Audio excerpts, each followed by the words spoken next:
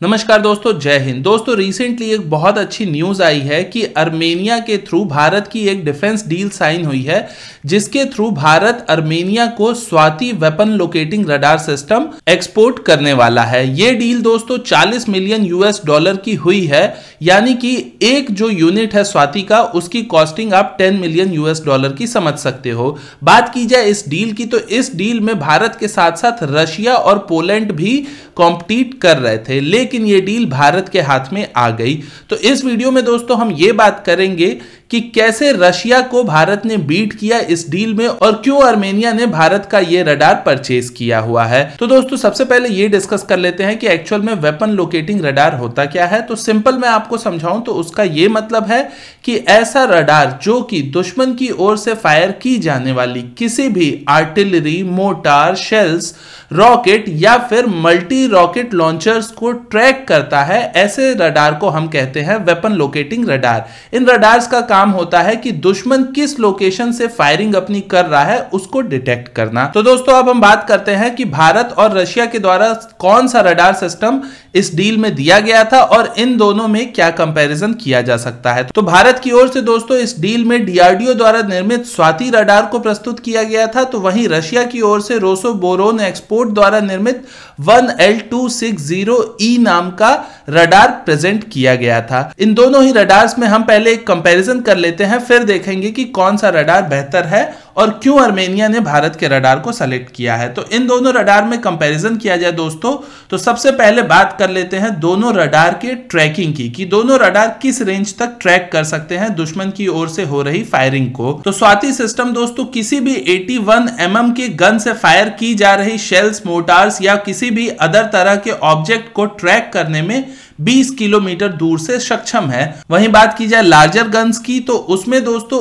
105 mm या फिर उससे ज्यादा बड़े गन के थ्रू फायर की जाने वाली किसी भी रोटार या फिर आर्टिलरी शेलिंग को स्वाति सिस्टम 30 किलोमीटर की दूरी से ही ट्रैक कर सकता है। बात करें अगर लाइट आर्टिलरी रॉकेट्स की, तो उसको स्वाति सिस्टम 40 किलोमीटर दूर से ट्रैक कर सकता है। और वहीं अगर बात कर लेते हैं मल्टीपल लॉन्च रॉकेट सिस्टम्स की, जो कि आप पिनाका सिस्टम जैसा समझ सकते हो, तो ऐसे सिस्टम्स को स्वाति रडार 50 किलोमीटर की दूर से ही ट्रैक कर सकता है। वहीं बात करें रशिया द्वारा प्रस्तुत की गई 1L260E के बारे में, तो ये सिस्टम दोस्तों 155 mm गन से फायर की गई किसी भी शेल्स को 23 किलोमीटर की दूरी से ट्रैक कर सकता है। 203 mm की गन से फायर की गई किसी भी आर्टिलरी या शेल्स को ये 27 किलोमीटर की दूर से ट्रैक कर सकता है, और लाइट आर्टिलरी रॉकेट्स को ये 32 किलोमीटर की दूर से ट्रैक कर सकता है, और MLRS यानी कि मल्टीपल लॉन्च रॉकेट सिस्टम्स को ये रडार 45 किलोमीटर दूर से ट्रैक कर सकता है। तो यहां पे दोस्तों अगर आप ध्यान से देखते हैं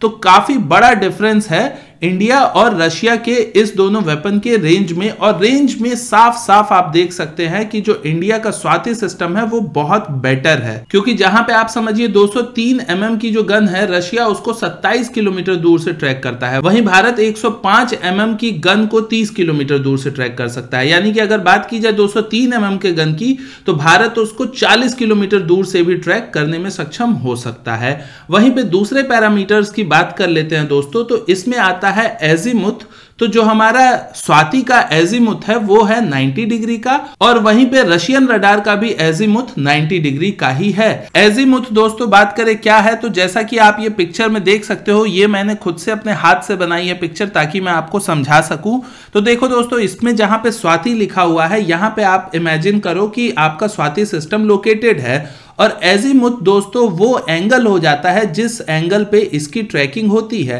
सपोज करो ये जो लाइन आपको बीच में दिख रही है, ये 50 किलोमीटर की लाइन है, और 50 किलोमीटर दूर जहां पे एजीमुथ लिखा है, वहां से अगर कोई दुश्मन वेपन फायरिंग करता है, तो उसकी पूरी रेंज जो आपको 90 डिग्री के एंगल में ऊपर उठती हुई दो लाइनें दिखाई दे रही हैं, उस रेंज में से कहीं भी कोई फायरिंग होती है तो उसे स्वाति सिस्टम ट्रैक कर सकता है। अगर उस 90 डिग्री के एंगल से बाहर कहीं पे हो रही होगी फायरिंग तो वो स्वाति सिस्टम ट्रैक नहीं कर पाएगा। तो ये दोस्तों एजीमुथ दोनों ही रशियन और इंडियन रडार्स का 90 डिग्री का ही है। वहीं बात कर लेते हैं एस्पेक्ट एंगल की, तो एस्पेक्ट एंगल दोस्तों स्वाति का 180 डिग्री है और रशिया का मुझे डेटा नहीं मिल पाया कि इसका कितना है, पर मैं एज्यूम करके चलता हूं कि इसका भी 180 डिग्री तो होगा ही। वहीं बात करें एस्पेक्ट एंगल की, एस्पेक्ट एंगल क्या होता है, तो दोस्तों एस्पेक्ट एंगल में समझो ये पिक्चर आप देख सकते हो कि इस पिक्चर में जहां पे स्वाति सिस्टम है उसमें जो 90 डिग्री का एजीमुथ वो कवर कर रहा है, उस रेंज से स्वाति सिस्टम के 180 डिग्री के रेंज में, यानी कि जहां वो खड़ा है उसके दाएं बाएं किसी भी साइड में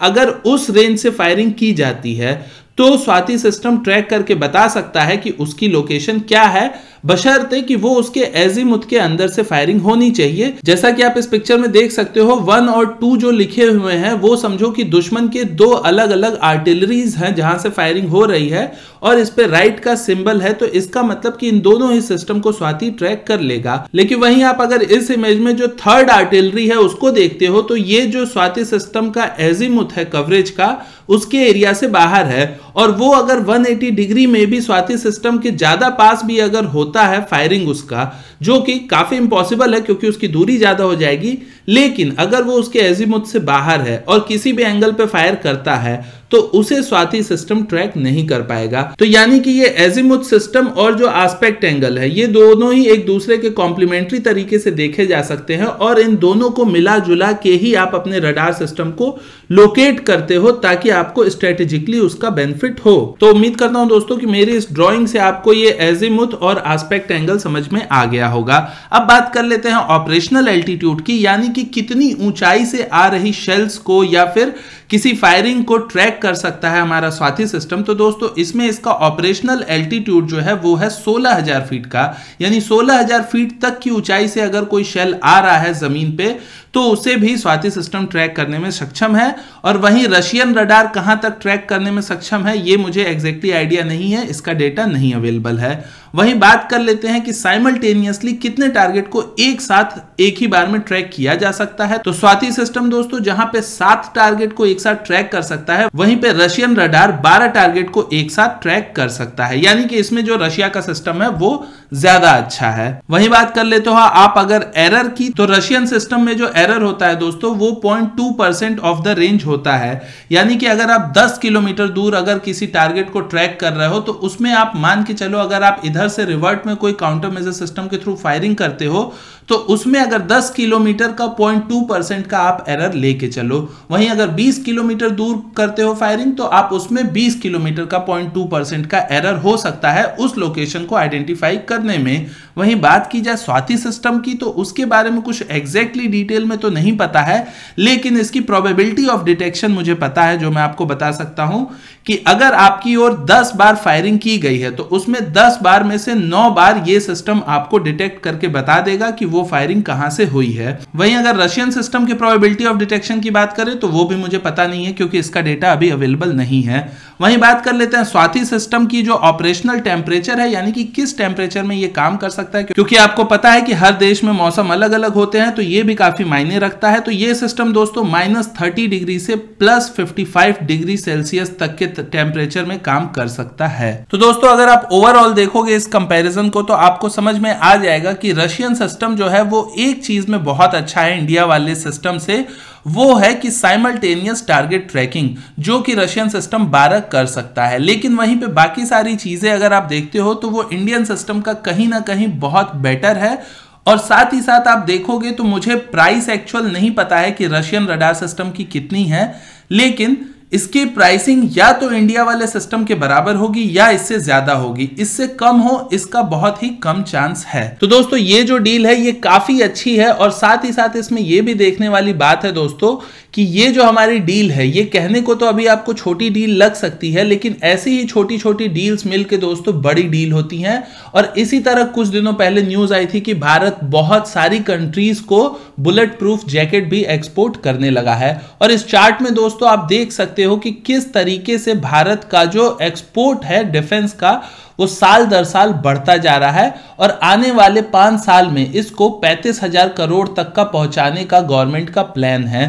तो मुझे उम्मीद है दोस्तों कि ये जो हमारा ग्राफ है डिफेंस एक्सपोर्ट का, ये ऐसे ही बढ़ता जाएगा और ये ग्राफ जैसे जैसे बढ़ेगा वैसे वैसे ही हमारा जो डिफेंस इंपोर्ट का ग्राफ है वो कम होता जाएगा। तो ये अपने आप में अच्छी बात है, इसके लिए हमें डीआरडीओ को कांग्रेचुलेट करना चाहिए। बस अभी के लिए इतना ही दोस्तों, और मैं मिलता हूं आपसे किसी अगले वीडियो में। तब तक के लिए आप मुस्कुराते रहिए। नमस्कार, जय हिंद।